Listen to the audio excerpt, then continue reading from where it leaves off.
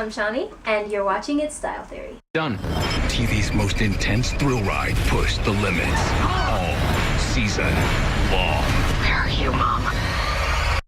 Okay, so I'm going to be talking about the mid-season finale of Scandal, A Door-Marked Exit. Okay, so this episode was crazy. It was crazy. Hashtag cray.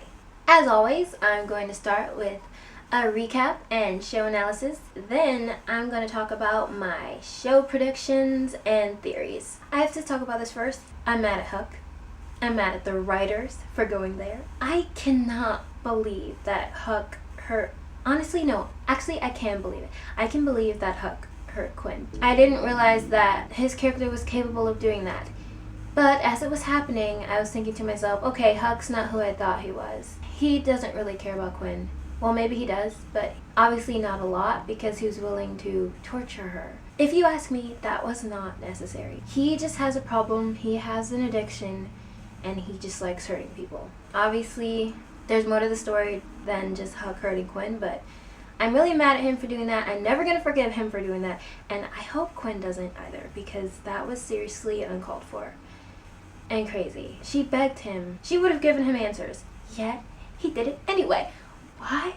Why? Because, why am I asking why? He did it because he likes hurting people. Moving on to the whole Quinn and Charlie thing. Wow, when that first happened, when Quinn and Charlie first got together, I have to admit, a part of me was like, okay, I guess that's okay. But then, of course, the other part of me was like, no, it's Charlie. It's Charlie we're talking about here. He's not a good person. He's good at pretending to be whatever he needs to be for whatever mission he's on at the time. But Quinn is so naive, and that's why she fell for his act. In the finale episode, we see that Charlie does appear to have some real feelings for Quinn. When it's Charlie versus Huck, I completely understand why she ended up going back to Charlie. I completely understand. The vice president. I gave in to him. I lost myself, and now I'm gonna burn in flames. She has been an angry character the whole time. It's believable that she would have killed him. I'm pretty mad that she didn't just choose to turn herself in, since in the end we see that her confession was actually recorded somehow. She's probably gonna end up getting caught anyway, and I'm mad at her, obviously, for killing her husband. Cyrus and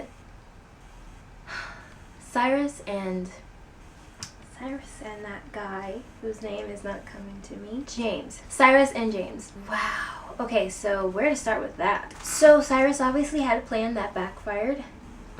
James cheating. I know some people are gonna side with Cyrus in this situation and some people are siding with James. Cyrus has been doing terrible things to James the whole time, using James in schemes the whole time, and now it's finally coming back to him. I'm starting to feel sorry for Cyrus. I am, but at the same time, I understand why James did it. I feel like James is definitely a little bit less mature than Cyrus. Okay, maybe a lot. They're just like on different levels, but yeah, so I don't know. Cyrus definitely, I say Cyrus because it was his plan in the first place. I feel like he ruined their marriage. Okay, I'm just gonna say, from the beginning of the episode, I thought that Olivia's mom was a terrorist. It might be because I accidentally read like a spoiler online, but anyway, besides that, I thought she was actually a bad person. So that was frustrating. And then how did James become command? That seems like, how is it that easy for him to become command? And I guess they're going to talk about it more when the show comes back, but still, I don't get it. In that scene where we do find out that Jake is command, why did Olivia's dad just leave the room and accept it that easily? Obviously, there's more going on that we don't understand. So, yeah, at this point, I just really want to know, how did Jake become command that easily? I guess it probably had something to do with the president. Maybe he pulled some strings somehow. I don't know. And then the biggest cliffhanger at the end of the episode, Olivia's mom just appears back in D.C. in front of the White House. Wow, so that was a shock. I have a lot of questions. Why is she there? Is she there to get revenge on Olivia's dad? Is she there to see Olivia? Is she there on another mission? I don't know. What do you guys think? February 27th. This is some sort of warning? It's a promise. It rises to a whole new level of crazy. Smile, Olivia. Okay, so now I'm going to talk about my predictions and theories for the show, and then I'm going to talk about what I want to happen. I don't want this to happen, but I predict that Quinn is going to go back to working at Pope and Associates. She's going to go back to working with Huck, and slowly she's going to forgive him for what happened. I really don't want that to happen. I mean, I want her to go back to working for Olivia, I guess, but I'm so mad at Huck. Like, I want Olivia to, honestly, I want Olivia to fire Huck. I at least want her to, like, talk to Huck about what he did. Anyway, we don't know what's going to happen with that.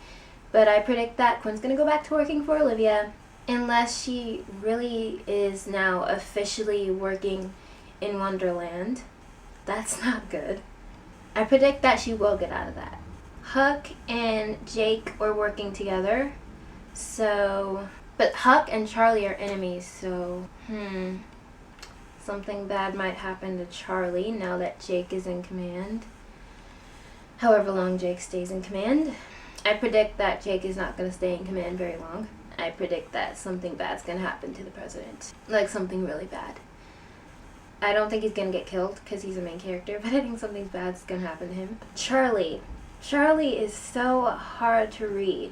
He appears to really like Quinn, but how far is he willing to go for that? And does he really care about good and bad and stuff like that, or does he just care about his job and working for B613? Okay, so that's all I have for this video. If you liked this review, please give it a thumbs up and subscribe, because I upload reviews regularly on Scandal, Grey's Anatomy, and Pretty Little Liars. Also, visit my main channel for daily vlogs and music videos. Link in the description. I will see you next time. Bye! Hi, I'm Shani, and you're watching It's Style Theory. This one you save, better lock it in. Today, I'm going to be talking about Pretty Little Liars, Season 4, Episode 17, Bite Your Tongue.